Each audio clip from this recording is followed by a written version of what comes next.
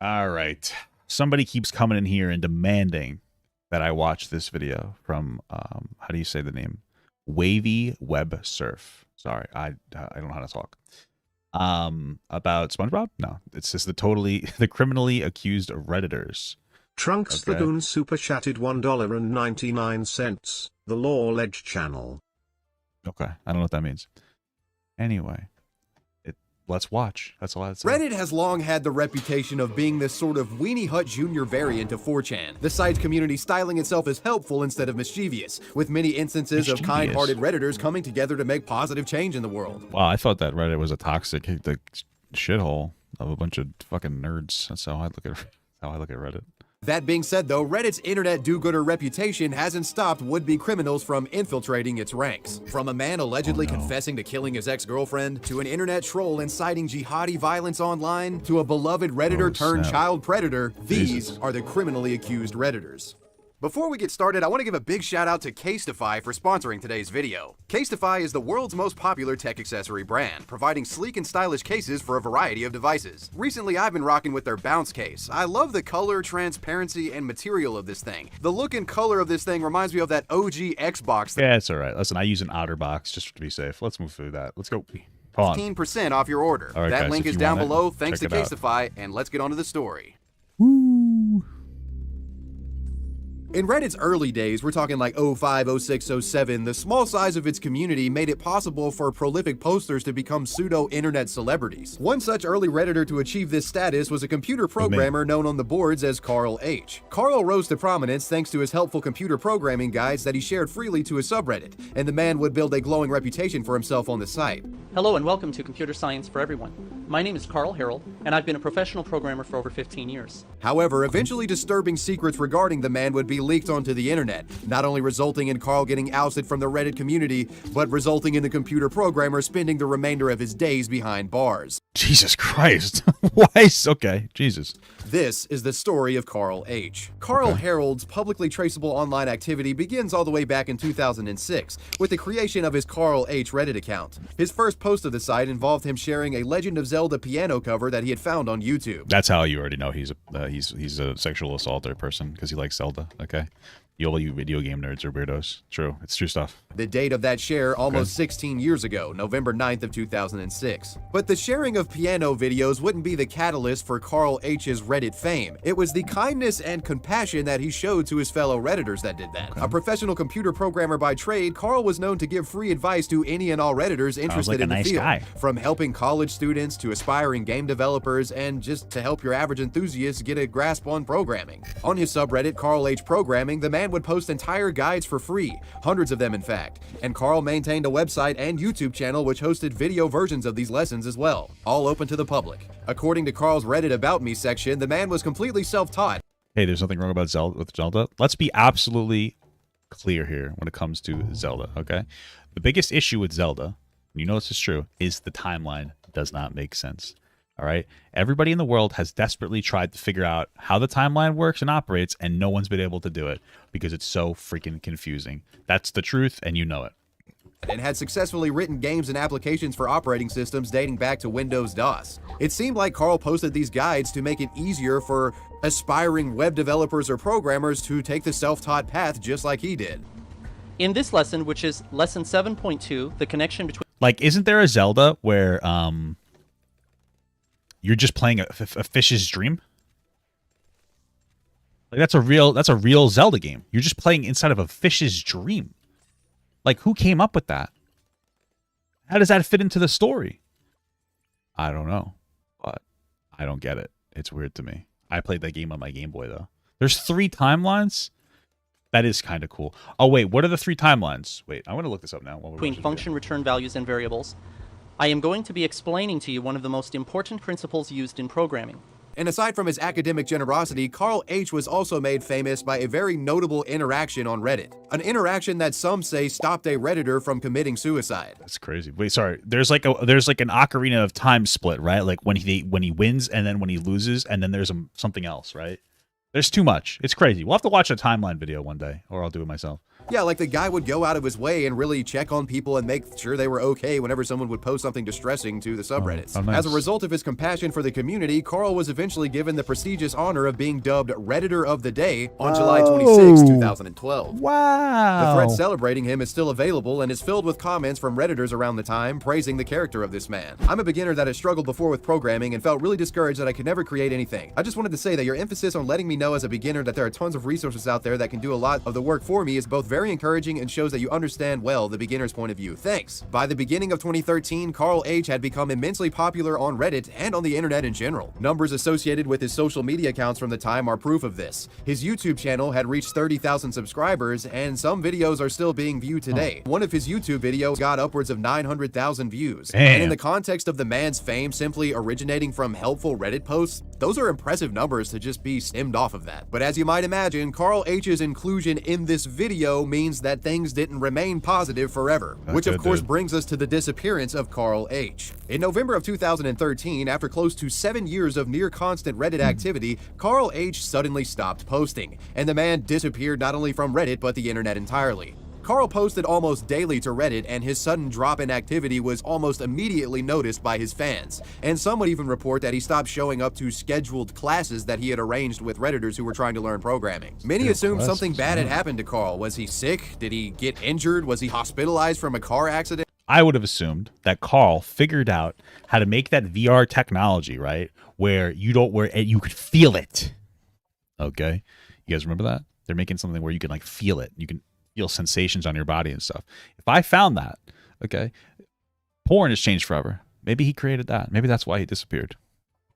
Or something like that, Redditors began feverishly Google searching Carl's name, perhaps to see if he had even passed away. Their searches yielded no obituaries, but what they did discover searching Carl's full name was an arrest report. And the charges that the man was facing were inhumane and disgusting, to say the least. Redditors are accustomed to the occasional degenerate frequenting their site, but the allegations that Carl was facing were on a completely different level. Carl Harold was accused of committing unspeakable acts of torture on a child, and not just any child, his 9-year-old son. Haptic. Thank you. That's horrible. Police in Alabama, Carl's state of residence, said Carl H. and another man, Charles Donovan, held the child captive for months while sexually torturing him and created CP videos that were distributed through an online ring. These images were so gruesome that it's reported that some police officers got physically sick after discovering the evidence. Carl was apparently exposed after an anonymous tip was submitted to the FBI, who after reviewing Bro, what the actual fuck?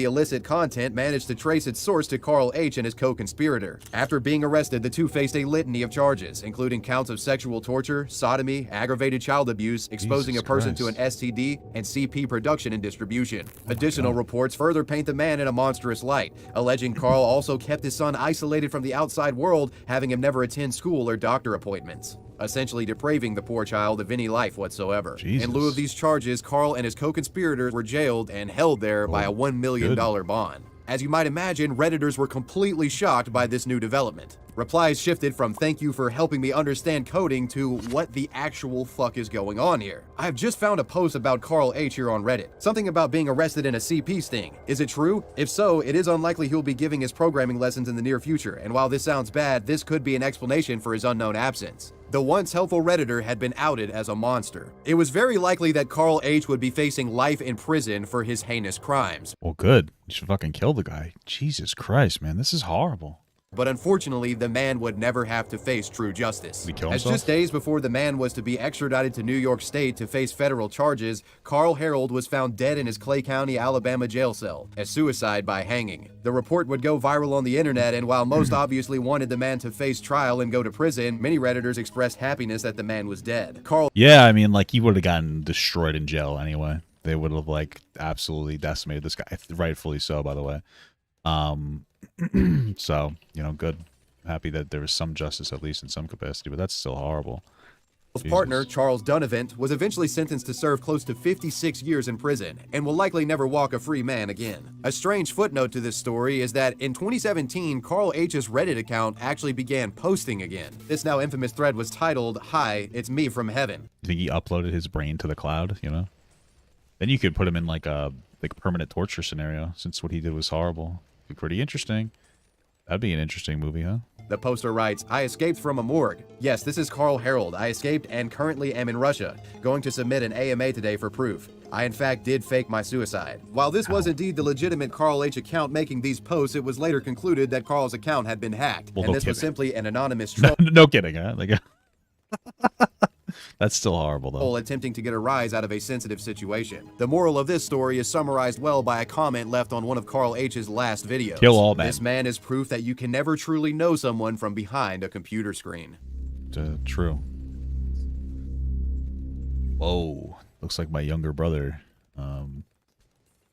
I feel like I'm going to say that now, and I'm going to just regret that joke in like 2 seconds after they explain that this guy probably like ate fucking babies or something like that. But there was a point in time where Joshua Goldberg was one of the most wanted men on the internet. A self-styled internet troll, racist, religious extremist, and cyber terrorist, this actually sounds like my brother, though, so maybe he is for real.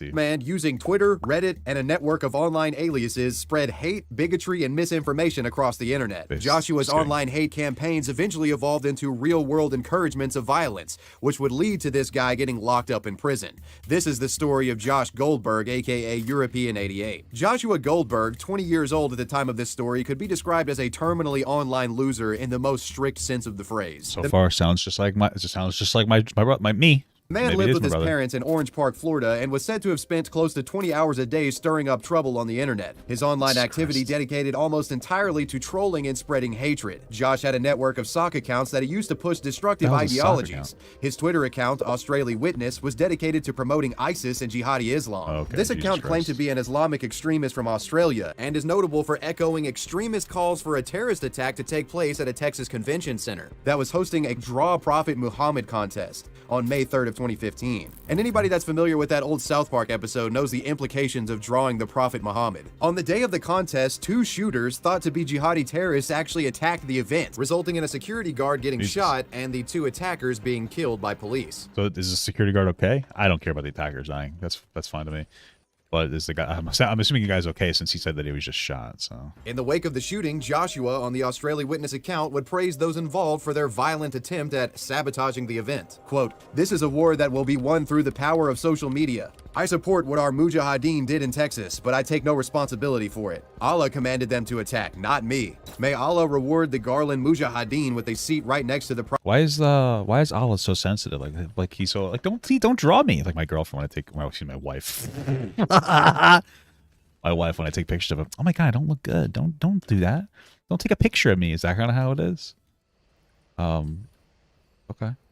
Prophet. Joshua would use this Australia Witness account to call for jihadi bombings at a variety of locations worldwide, and also allegedly disseminated guides detailing how one could make improvised explosive devices on this account. Outside of his Twitter presence, Joshua maintained a plethora of Reddit sock accounts that he used to spread hateful ideologies. One such account was known as European 88. Taking a detour from his jihadi persona, European 88's posting activity was almost entirely dedicated to posting white supremacist propaganda. Under this account, Josh would frequently contribute to some of Reddit's most controversial subreddits, the most notorious of which was r/Coontown, a racist subreddit that promoted violence. Christ, come on, bro. I wouldn't even have the balls to say that. Holy moly. Oh, even in context of like explaining the fucking place. Holy moly. Violence against black people. Wow, one controversial subreddit moderated by European 88 was the Eric Garner subreddit. The page intended to mock the at the time recent death of Garner, who had been killed after being detained by police for selling cigarettes on a street corner. Almost every single thread posted by European contained some sort of vulgarity or racial slur. Among other things, Josh was notable for promoting a subreddit known as the Philosophy of Rape, a subreddit that advocated for corrective sexual assault against, quote, whores and feminazis. Jesus Christ, dude. What the fuck? I mean, the first guy was obviously worse so far, but this is horrible.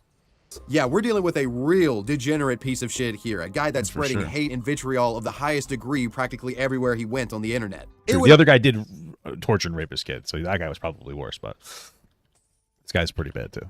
It'll only be a matter of time before the feds caught up to this guy. Due to the threats issued by the Australia Witness account, an investigation by the Australian Federal Police was opened. This investigation led to authorities discovering the true identity of the poster after Josh leaked identifying information about his true identity to an informant who was working for the feds. This informant was reportedly communicating with the Australia Witness account under the guise of them being a terrorist. According to FBI documents, Josh would reveal to this informant that he was seeking out potential agents to perpetrate a jihadi attack at a 9/11 memorial event in Kansas City, Missouri. Incredible. He even gave instructions to the informant on how to make bombs out of pressure cookers and ways to enhance an explosive's lethality. It goes without saying, after telling all of this to a federal informant, getting locked up was in his near future. On September 9th of 2015, Joshua Goldberg was arrested after his parents' home was raided by the FBI. After being arrested, the man displayed erratic behavior and had to go under a 30-day mental health evaluation to see if he was even able to stand trial. Psychologists eventually ruled Goldberg mentally incompetent to stand trial, and he had to undergo professional psychiatric treatment for 4 months before facing a judge. I feel like you should probably still go to like some kind of jail facility for your life if you're that fucking unhinged.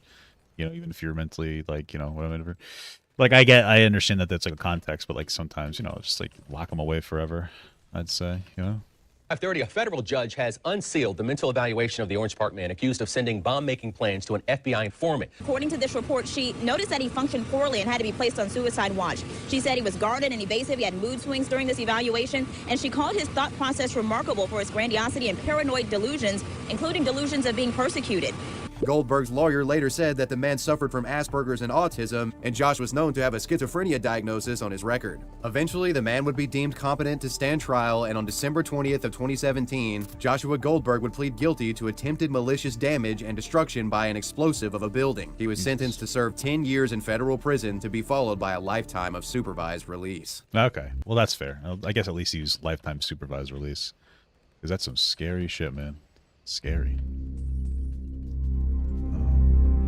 Something that few people realize is that one of the co-founders of Reddit actually was facing serious criminal charges at one point, charges that led to the man's untimely death. Aaron Swartz was a computer programmer and entrepreneur responsible. Kitty super chatted $4.99. Can you give a shout out to Kunga, the sweetest boy of all of Colorado? No, I cannot. But if that's something racist, I'm gonna have to ban you from the chat.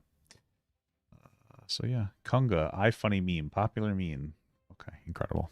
For the creation of many prominent websites of the 2000s. One such website being Reddit itself. Aaron helped develop some of Reddit's earliest features and was named a co-founder in 2005, joining Reddit's original two founders, Steve Huffman and Alexis Ohanian. In 2006, like a nice the trio guy. would sell their Reddit creation to the Condé Nast Global Media Company, and Reddit's founding members would go their separate ways. After selling Reddit, Swartz would spend most of his time involving himself in progressive activism. In particular, he helped launch a progressive political think tank and also became a fellow at Harvard University's research lab on institutional corruption.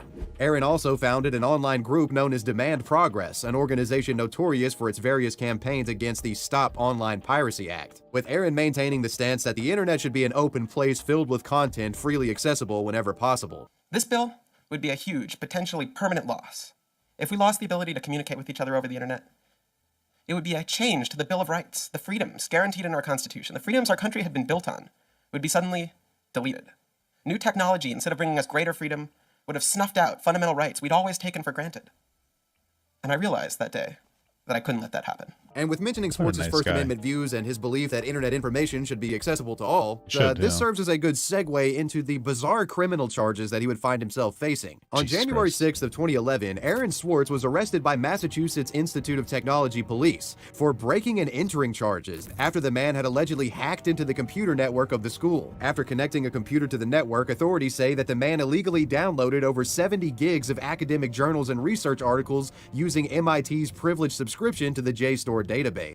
So far, I don't. Like, that's not that bad. He's stealing, he's stealing academic journal stuff. I mean, listen. Fundamentally, they charge so much money for all this shit anyway. I don't know if this is something like that, but okay, it's whatever.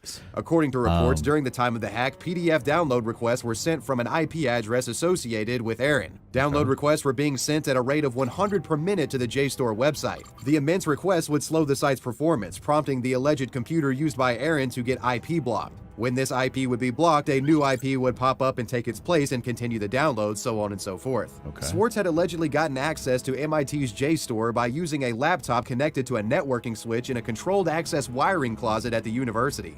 When MIT discovered where these JSTOR requests were coming from, they activated a corresponding video camera catching Swartz red-handed. Okay. I mean, so far these seem to be getting like less and less intense. I would have expected them to start with like the most intense. Like the first guy like fucking tortured and abused his son. The second guy was kind of crazy and like trying to light stuff on fire. I mean, he was bad. He was a big old racist, sexist piece of shit. But I mean, I feel like not so as bad as the guy who, you know, captured his son and did horrible things to him. And then this guy just stole from a school. Good. Fuck the school. All right. I don't give a shit.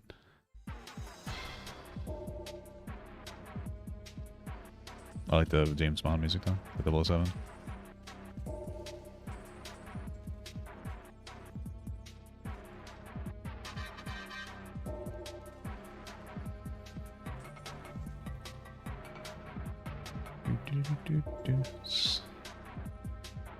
Okay.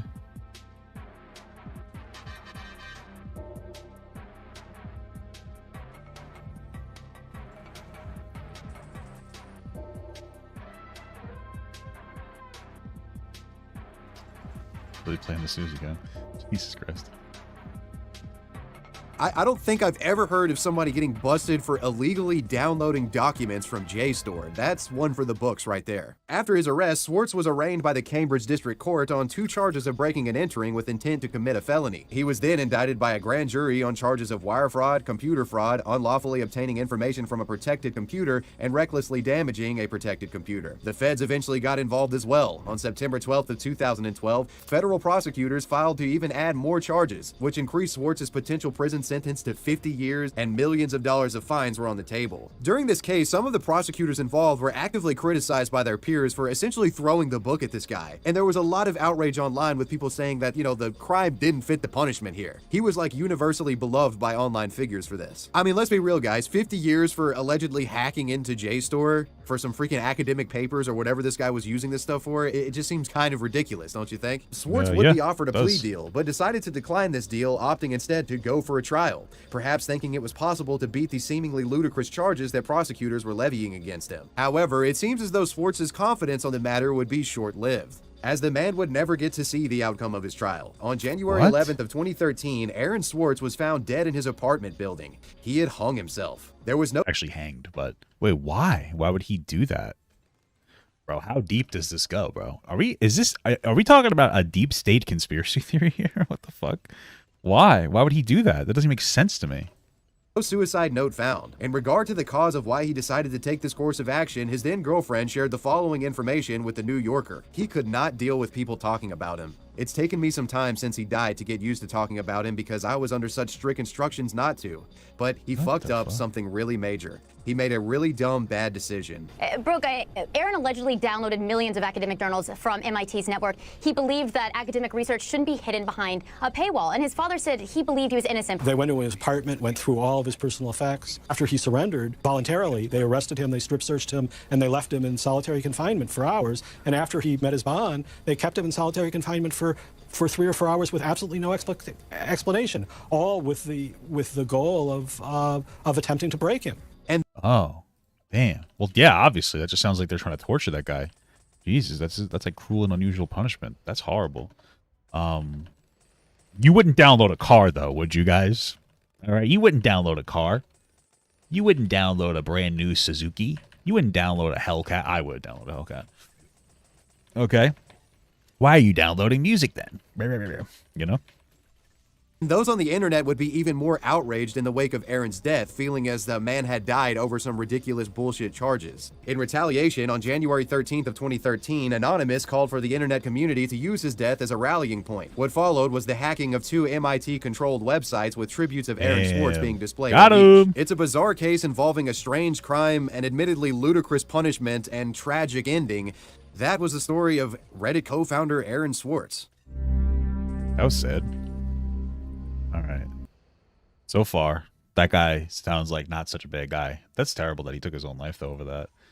Why did they go so hard on him? It's fucking crazy. After a young woman is found dead in her apartment, her then ex-boyfriend, Ager Hassan, finds himself on the run from police. While in the process of fleeing the country, a bizarre Reddit post is submitted to the site. The author of said post claiming to be Ager himself, and the poster allegedly confessing to being the killer. This is the bizarre story of Ager Hassan in the Reddit killer confession. On April 28th of 2017, Melinda Vasilier, a 22-year-old woman from Ontario, Canada, was discovered dead by her roommates in her kitchen or apartment. The woman's body was littered with stab wounds and she was covered in blood. The last person believed to be with Melinda was her then ex-boyfriend, Ager Hassan, who, according to reports, had visited Melinda at her apartment hours before the woman's death. Melinda's roommates came home in the early hours of the morning and discovered her body. After reporting what they had seen, police would arrive to the apartment, and after a brief investigation of the crime scene, they would name Ager Hassan as a suspect in the murder of the young woman. Meanwhile, using a black Honda, Ager was in the process of fleeing the country and would actually manage to make it to the United States. This suspect, now considered a wanted man that police were saying was armed and dangerous. The story had become quite the public spectacle, with both the media and true crime enthusiasts on social media trying to dig into the case and find the whereabouts of Hassan. But while everybody's in the process of tracking this alleged killer down, something appears on Reddit that shocks the world. A post is submitted to the Canada News subreddit under the name Red is Blue 101. This post was titled, "Wanted for Kitchener Murder, My Side." To the surprise of everyone, the poster claimed to be none other than Ager himself. In this thread, the Red is Blue account would provide a narrative of events, and even provided authentic-looking text message screenshots in which the poster purported were between himself and Melinda. The entire post serving as a confession, allegedly written by Ager himself. It's quite a long write-up, but I'll give you some of the highlights. I understand the early judgments made by society. Distancing myself makes it seem like I'm trying to escape a crime. I'm not. I'm only trying to give myself some space and fully take in what happened before I turn myself in. The fact is, no one is more destroyed than I am. She was more than a girlfriend, a soon-to-be fiancé. She was my everything. What happened that night was nothing but tragic. As I'm getting ready to leave, she asked me if I had done anything with other girls while we were on break, or anytime we were on break. I told her we needed to be honest and said yes, and told her about it. Okay. She started freaking out, wouldn't say a word, and just kept slapping me with tears in her eyes. Slap turns into hits. I told her I was sorry, but if she didn't stop, I would do something back. She didn't stop. I then stupidly pushed her, harder than I expected. She fell against the sink. This was the first time I ever did something physically violent towards her. I told her I was sorry. She said, "Leave. Leave now." I began saying sorry, even more, and asked if I could get a hug. She was still crying. I go up to try and give her a hug. Almost out of nowhere, she grabs a knife by the sink. Initially, I thought she was just going to hold it to try to get me to leave. She doesn't. She comes at me in full force, aiming towards my face. I tell her to stop. She doesn't. I tried grabbing the knife, but ended up cutting my hands. After a few cuts, I lost it. I freaked out. I was scared and in a state of shock. Never in 100 years did I think she would use a knife against me. Out of shock and fear, I grabbed one and hit her with it, almost blindly, a few times. Jesus. I didn't know what happened. I was confused, shocked, and scared. I had no intentions of that happening. When I left, I honestly thought she just passed out. Then I looked at the blood and started freaking out. How do you hit her with a knife, though? Like, he was stabbing her or hitting her with a knife? I mean, listen, I have no idea if this is actually true, or because, you know, this girl wasn't there to tell her story, so I'm sure they'll get into more context after. But like, yeah, you know, sometimes because women are so much, frankly, you know, obviously weaker than guys. Are you serious? I just fucking died. I wouldn't doubt. I mean, like, listen, I don't know. I don't want to say that it would actually, like, that it definitely happened, but, you know, listen, I've been in a scenario where, like, I've had a girl hit me before. What am I supposed to do? You know what I mean? Like, how am I, you know, can't hit back. You know what I mean? So it's possible. You know, it is possible.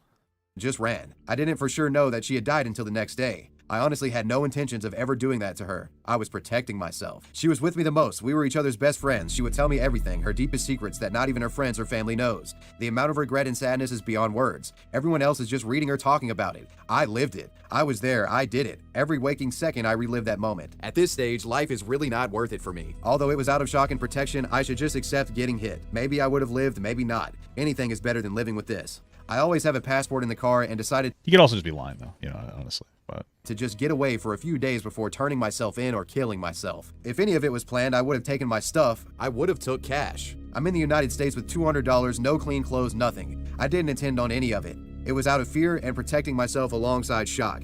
I'm sorry to everyone, especially Melinda's family. I know it will not be accepted, but I know I didn't mean anything bad to happen that night. Rest in peace, my beautiful. I hope you forgive me in the afterlife. Pictures of our last text convo, pictures of us as a couple. Some people think I was a complete stranger and just killed her. So yeah, the poster is essentially saying that this was some sort of self-defense situation and that they were on the run in the United States. It was a... Did they do like an I mean, I feel like they might be able to see if there was a struggle then. I don't know. I don't know. Complete accident, and they can't live with the pressure of what they had done, and they were basically like on the verge of killing themselves or something, right? I have to state outright that it's totally unconfirmed if this post was actually authored by Ager Hassan. That being said, though, certain details purported in this post and the alleged text conversations attached to it certainly make for a compelling case of it actually being authored by Ager. But again, it is not confirmed that Ager posted this. There is a chance that it could literally just be a troll. Whatever the case, in July of 2017, after spending months on the run in the United States, Ager Hassan was arrested in the state of Texas. Interestingly, the police stop that nailed Hassan was actually linked to a Secret Service agent who is a part of a counterfeit currency investigation. On November 8th, Ager Hassan was ordered to be extradited back to Canada. As of the date of me recording this video, Ager Hassan has yet to face trial for the alleged killing of I know people ran away to the United States. Weird. Melinda, the trial being postponed on numerous occasions. However, according to reports, the trial is scheduled to begin officially in January of 2023. Hassan's trial was first scheduled for late 2019. It was adjourned to May last year.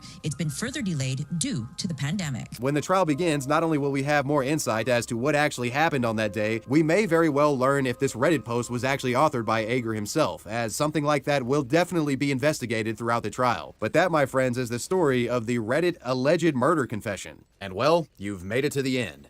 Let me know what you thought about this video down below in the comment section, and let me know who or what you want me to talk about next. I want to give a major shout out to my patrons. I appreciate you guys. Wavy Web Surf out. Peace. Okay. Did he, I mean, I guess we're not into the court yet, but like, did he use that claim? Because if he actually used that claim like now, then it would verifiably be him. But all right. Well, I want Papa Gut to pee on my face, but just as a friend. There's nothing weird about that.